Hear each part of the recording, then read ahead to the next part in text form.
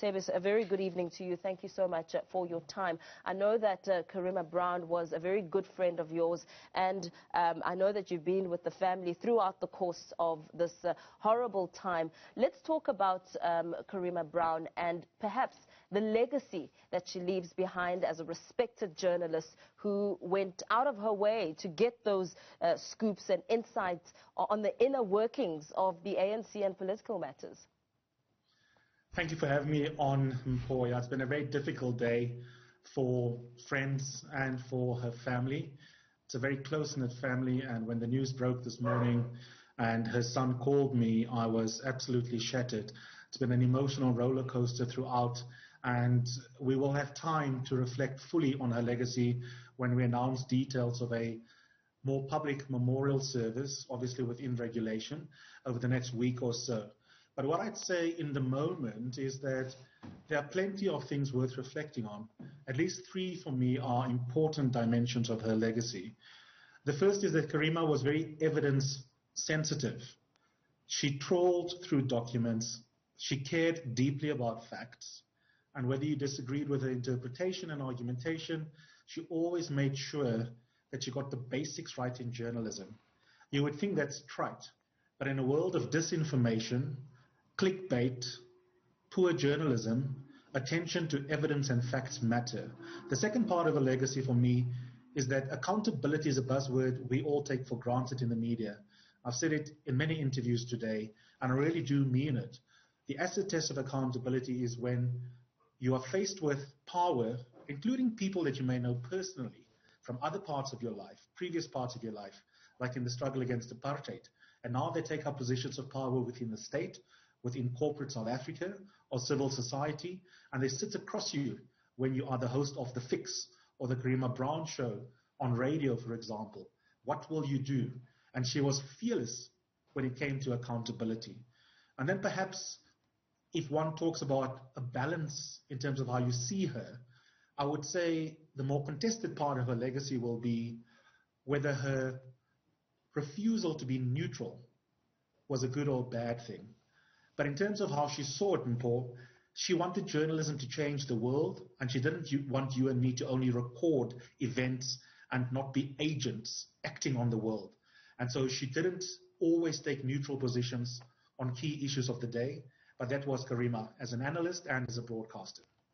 Eusebius, as you speak about the balance on how you saw her, we know that her outspokenness ensured that she sometimes became the story herself on multiple occasions during her career, and a lot of controversy that may have come with it. To some extent, but I think the word controversy is lazy. If Karima was in this conversation, Mpho, you know that the three of us would have a lekker heated conversation.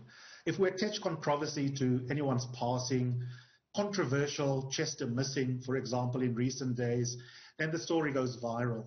So I think the descriptor controversial is lazy. Let's rather get into the details.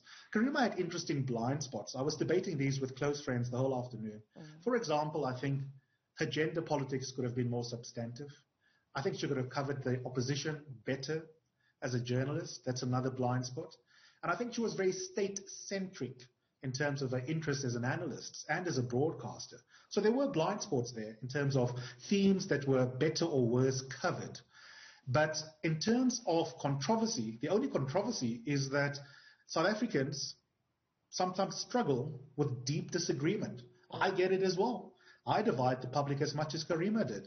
But what we had in common, even with differences, by the way, I'm a liberal, she's not a liberal, is that we are both deeply committed to making sure that the quality of discourse in the country is as robust and as honest as possible. And she departed from the view that neutrality is permanently worth striving towards as a journalist. Is that a weakness? You might say so, but there's something to be said for that position, and for better or worse, that was her philosophical attitude towards journalism and towards her journalism. Eusebius, very lastly, before we let you go, we know that you speak about Karima Brown, the journalist, the credible journalist, fierce and bold and powerful woman. There's also Karima Brown, the activist, Karima Brown, the avid communist. But there was also Karima Brown, the woman of truth when it came to her own matters. I mean, I know on your show you would speak a lot about her relationship with food, someone who wasn't afraid to open up and speak her truth about her own issues that she may have gone through. Yeah, and in that regard also friendship.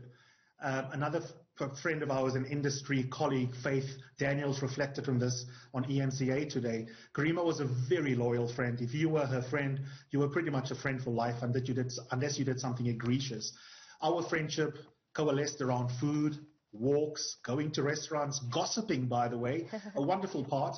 I would have loved to gossip with Karima this evening about her own funeral. Who was there? Who wasn't there? What does she think about the fact that it was a Muslim funeral, even though she was probably an atheist by a proper description? Those were all parts of our friendship. So the final thing I would say is, when we talk about Karima, the person, rather than the journalist who is controversial, she was wonderfully vivacious, deeply loyal, and great fun. Thank you so much for sharing that with us, broadcaster and author and close friend Eusebius McKaiser, talking to us about veteran journalist Karima Brown, paying tribute to a fierce, bold and powerful woman. Let's now take a look.